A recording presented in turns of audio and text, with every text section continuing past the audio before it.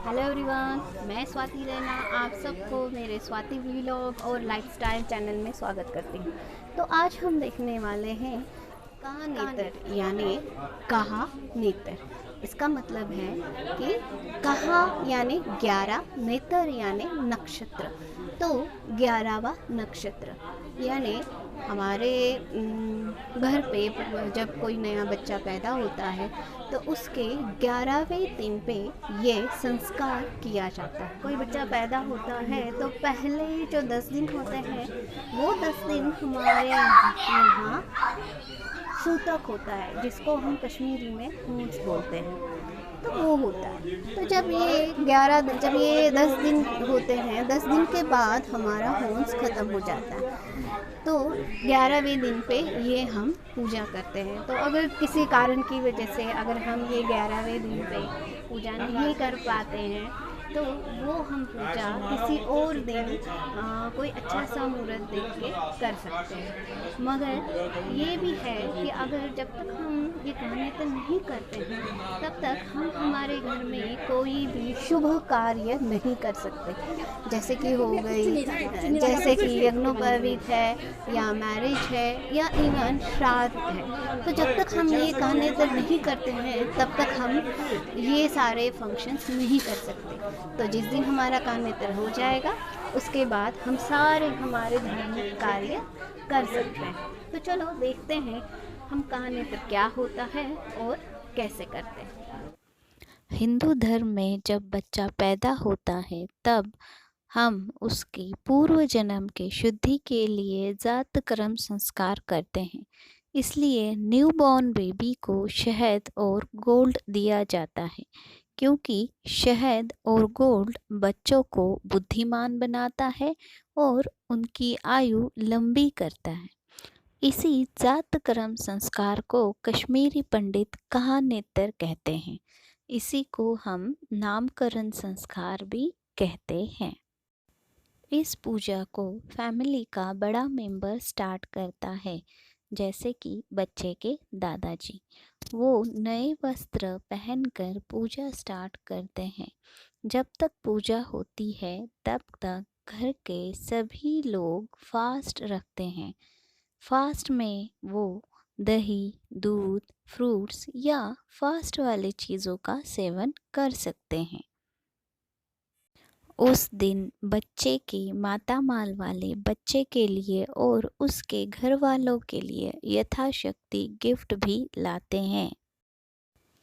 इस कहानेतर के पूजा में कलश पूजा, धूप दीप पूजा, क्षेत्रपाल पूजा, नवग्रह पूजा, मातृका पूजा और हवन करते हैं। अब एक कलश में पानी और अखरोट लेके भगवान जी का आवाहन किया जाता है। धूप दीप पूजा से उस जगह को और अपने आप को शुद्ध किया जाता है। क्षेत्रपाल पूजा हर पूजा में ज़रूरी होती है, क्योंकि क्षेत्रपाल पूजा स्थान की रक्षा करते हैं। नवग्रह पूजा से सब ग्रह शांत होते हैं और बच्चे पे अच्छा असर करते हैं। कलश पूजा के बाद हम अग्नि कुंड की पूजा करते हैं।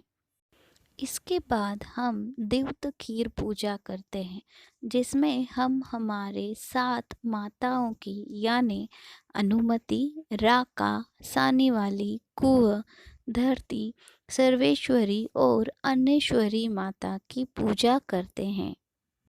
इस पूजा में घर की सभी औरतें जैसे कि दादी, चाची, ताई, उनकी बहुएं और बच्चे की माँ होती है। इन सबको हम यजमान बाई कहते हैं। इस टाइम पे सब नए कपड़े पहनते हैं और घर की औरतें अठोर पहनती है, नई साड़ी पहनती है और साड़ी के पल्लू पे टिकताल लगाती है और मातावाल वाले भी साड़ी के पल्लू पे टिकताल लगाते हैं और अठोर लगाते हैं। फिर गुरुजी पके हुए चावल और घी के 7 बॉल बनाते हैं, जिसे हम द्युत गुल कहते हैं।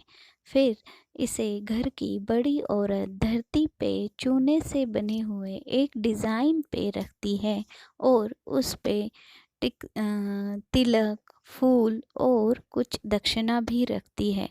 बाकी सब औरतें एक दूसरे को पकड़ के रखती है। फिर सभी औरतें हाथ ऊपर करके 7 चक्कर करती है। इसे हम भगवान की परिक्रमा कहते हैं। अब इसके बाद पूजा में जिस बच्चे का कानेतर है वो और उसके माता पिता बैठते हैं और हवन की पूजा करते हैं। अब एक बाउल में शहद और पानी का घोल लिया जाता है और उसमें गोल्ड के रिंग को डाला जाता है। अब इस रिंग से बच्चे के जीभ पे पिता के द्वारा ओम लिखा जाता है। उसके बाद में बच्चे के सिर पे माता पिता फूल डालते हैं और उसको आशीर्वाद देते हैं। फिर बच्चे की बुआ 7 कटोरी में खीर, मूंगवर, चावल की रोटी, वपलहाक और अखरोट डालती है। फिर ये प्रसाद भगवान को अर्पण किया जाता है और लास्ट में आरती करके पूजा खत्म होती है। फिर वो गोल्ड की रिंग नैरवन में डालकर बच्चे के गले में 2-3 दिन तक डाली जाती है। फिर जब ये रिंग गले से निकालनी होती है तभी भी खीर बना के प्रबंध करना चाहिए। हे गाइस, तो यहाँ पे पूजा हो गई है ख़त्म। तो देखते हैं आज लंच में हमें क्या है। यहाँ पे है राइस, ये है राजमा, ये है आलू यखनी, ये है दम आलू और मूली की चटनी और नदर मंच के पकौड़े। Okay friends, bye bye. आज के लिए बस इतना ही। फिर मिलते हैं फिर नए किसी सब्जेक्ट के साथ। अगर आपको मेरा चैनल अच्छा लगा हो तो प्लीज़ लाइक, शेयर और सब्सक्राइब करना ना भूलें। बाय बाय।